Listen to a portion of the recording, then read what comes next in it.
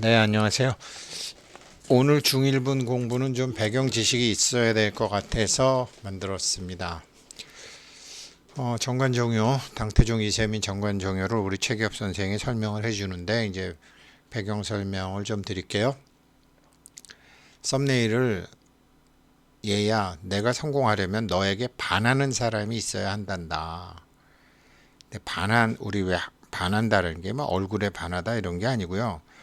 사람에 반하는 거거든요. 그러니까 뭐 한국에 반하다, 뭐 한옥집에 반하다, 한국 음식에 반하다, 사찰 음식에 반하다. 사실 그게 문화의 힘이죠. 한국이 그런 게 있죠. 근데 이제 대부분 뭐 이렇게 회사에서 이제 윗사람 뭐 대통령도 마찬가지고 회장도 마찬가지지만 그런 회장이나 창업주들이나 대통령을 아랫사람들이 존경하는 것 같지만 존경하지 않아요. 항상 윗사람의 흠을 찾아내고 부족한 점을 찾아내죠. 좀 무시하고 뭐 돈은 있지만 잘 몰라. 뭐 사람 착한 것 같지만 사실은 성질이 더러워. 저 사람 욕심 없는 것 같지만 욕심 많어.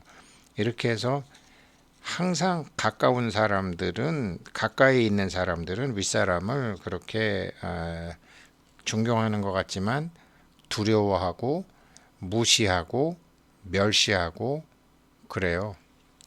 그거를 돈으로 아랫사람을 붙잡아 둘 수도 없고 그 뭐 어떤 자리나 이런 거로 자리로 보상하기도 하고 돈으로 보상하기도 하는데 진짜 진짜 보스는 반하는 거죠. 그 사람한테 반하는 거죠. 그 대표적인 사람이 부처님이잖아요. 부처님한테 반하는 사람들이 제자도 되고 출가도 하는 거죠.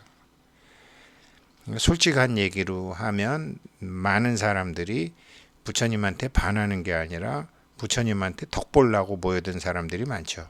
우리 같은 사람들 저분의 가르침을 덕보려고 그러는 거지 뭐 부처님한테 반한 사람들 뭐 아무튼 그렇잖아요. 지금 제가 말씀드린 얘기가 어렵잖아요. 그 어려운 얘기가 오늘 나오기 때문에 이제 반한다라는 거를 말씀을 드리는데요. 내용 중에 이제 진문공 얘기가 나와요. 그 우리 왜 관포지교, 뭐 관중과 포승 얘기가 이제 내용 중에 나와요. 그래서 초이스 경제 장경순 선생의 진문공 얘기를 제가 진문공과 발제, 그래서 발제 이름은 기억을 못 하고 있었는데 이제 지금 정관정에 보면서 했는데요. 춘추 오패 가운데서 가장 인간적 몰입을 유발하는 인간적 몰입을 하는 이야기들이 너무 많다. 5명의 패권을 가진 사람들 모두 은수저 금수저를 입에 물고 태어난 공자들이지만 진문공 중인은 19년 망명 생활로 웬만한 영세 및 노숙자 생활을 다 거쳤다. 그래서 유독 진문공 이야기를 많이 하는 이유다. 고난이 깊었던 만큼 사물을 대하는 태도가 왕실 재벌집 자제들과는 달라도 너무 다르다. 그렇죠. 관중과 포숙은 제환공, 제나라고. 근데 진문공하고 발제는 저도 사실 몰랐었어요. 그의 망명 생활은 이상하다. 중이가 제환공인데 그의 망명 생활은 세자이자 이복형인 신생의 죽음으로 시작이 된다. 아버지 진헌공은 진나라를 강국으로 키운 명군이다. 그러나 애첩 여희의 농간에 빠져 말년에는 오로지 여희 소생 해제를 세자로 갈아치우는 데만 혈안이 돼 있었다. 그러니까 전처 소생인 이제 중이하고 이호를 죽이려고 그러는 거죠. 마침내 자기 아들 신생을 해치고 다른 아들인 중이와 이호마저 죽여서 후원을 없애기로 했다. 자기 아들 여희라는 사람이 그렇죠. 이때 중이는 포라는 지역에 나가 있었다. 진헌공은 아들인 중이를 죽이라는 명을 시인 발제에게 내렸다. 그러나 발제보다 한 걸음 앞서 포에 도착한 사람들이 있었다. 진나라 조정에서 명성이 높은 호모 호온 형제였다. 도성에서 벌어진 끔찍한 정변을 듣고 중이가 혼비백산했을 때 발제의 살인부대가 포성에 당도했다. 호원 형제의 도움으로 중이는 쫓아오는 발제의 칼날을 겨우 벗어났다.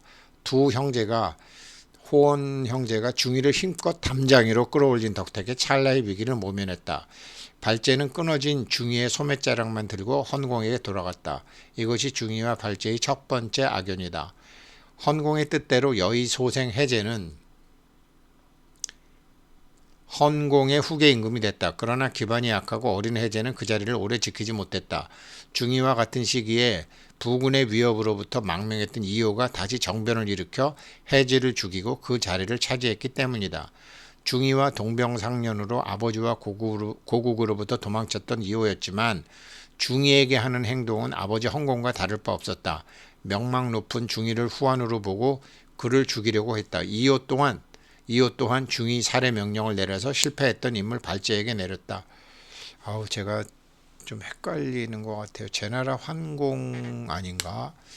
중위가 제나라 환공 아닌가요? 잠깐만요.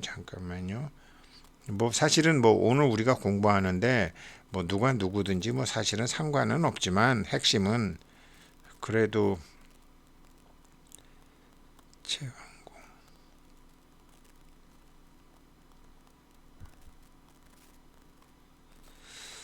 최희와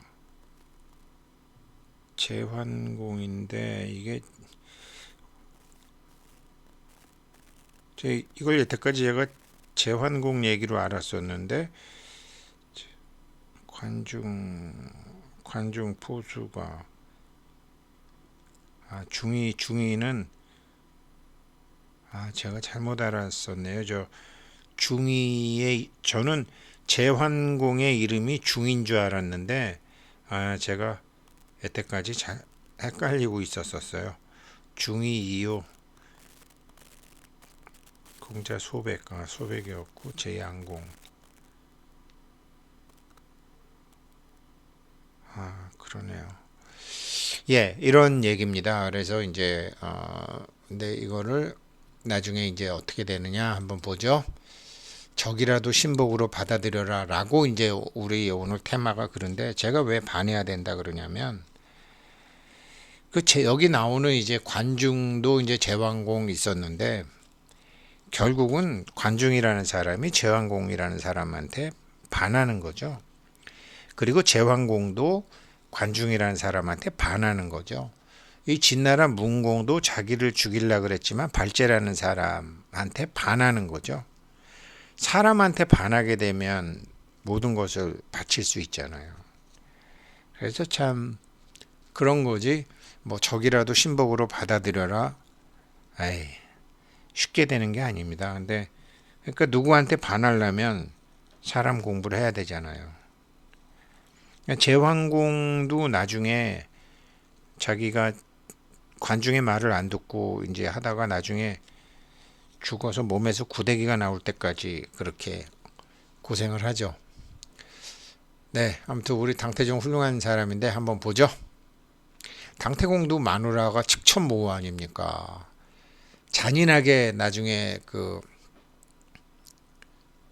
남편의 전 왕비들을 굉장히 잔인하게 죽이죠.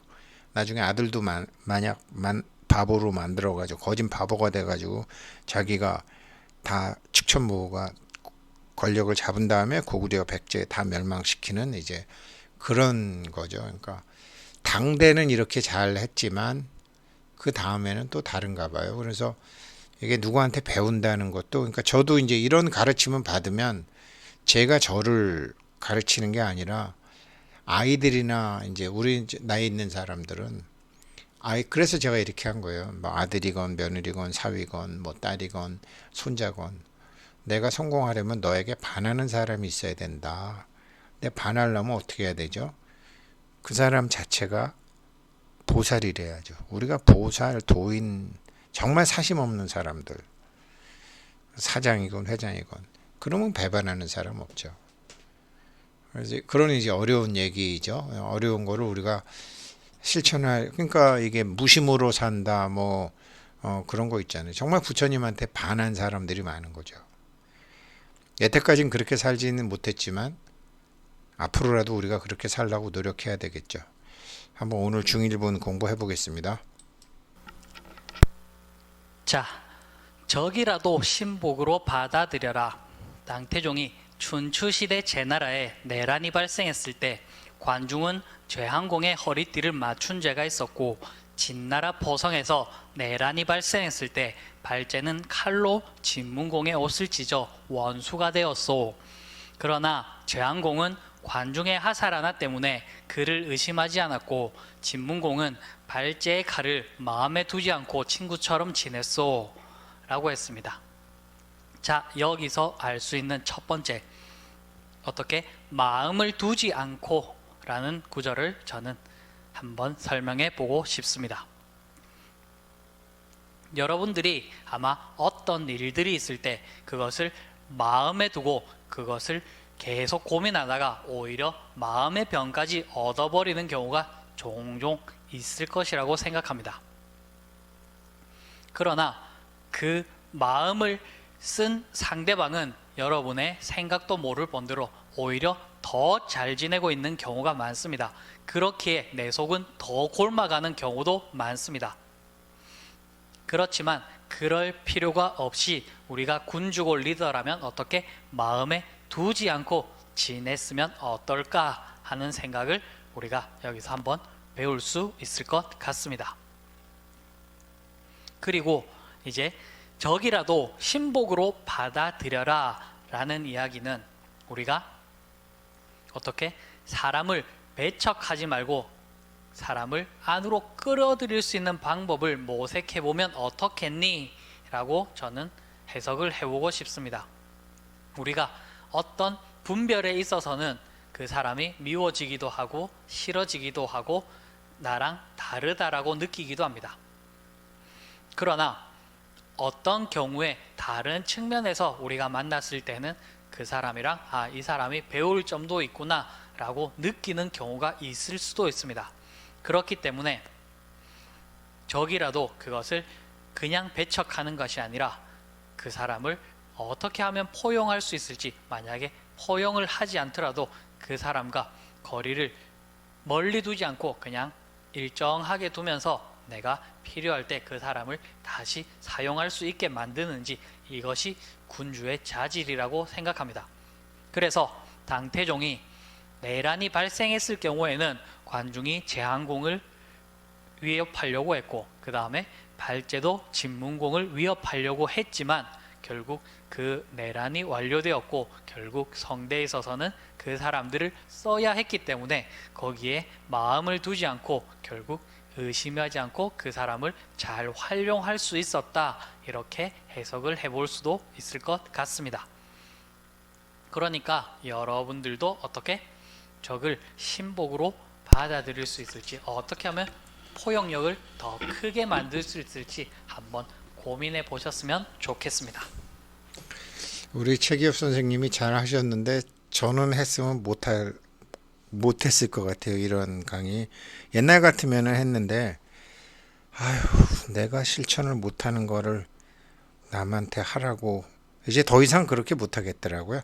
그래서 제가 이제 썸네일을 우리 다음 세대들한테 그래도 공부해서 알아야지 가르쳐라도 주죠. 뭐 할미는 그런 거 못했지만, 아빠는 그런 거 못했지만, 엄마는 그런 거 못했지만 하면서 귀에다 심어줄 수는 있는 거겠죠.